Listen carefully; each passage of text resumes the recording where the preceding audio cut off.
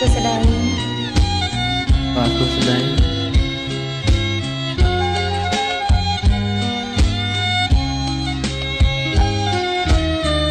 ជៀនប្រកំហើយខលខូចវ័យម្លាខ្លួនជាអ្នកចាំងជាត្បា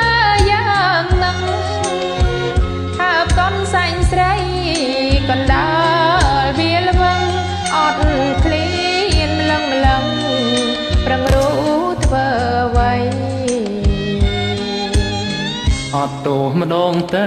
បើប្រលឹងអើយខ្លួនខ្ញុំខុសហើយសូមត្រាប្រណីខ្ញុំពិតជាឈួតហ៊ានលួចស្នេហ៍ស្រីមិនមើលនិស័យ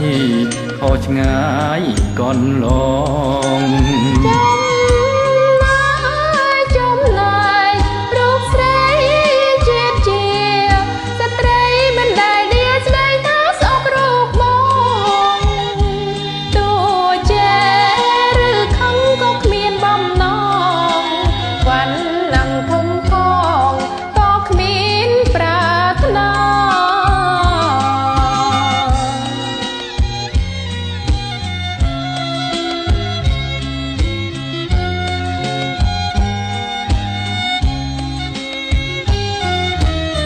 តែនសប្បាយចិត្តបើពិតដូច្នោះ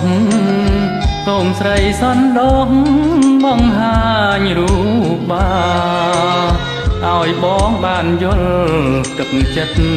ស្នេហាចូលកែវកនិថាកុំដាច់អាឡ័យទឹកហោរឹមរឹមរំពឹងដងព្រែករូបអូនអល់អើយរំពឹងលើម្ដាយឲ្យតែអូនព្រមបងនឹង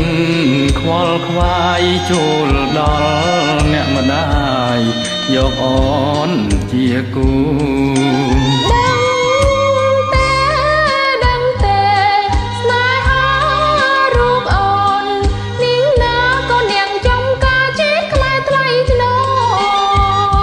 សូមអូ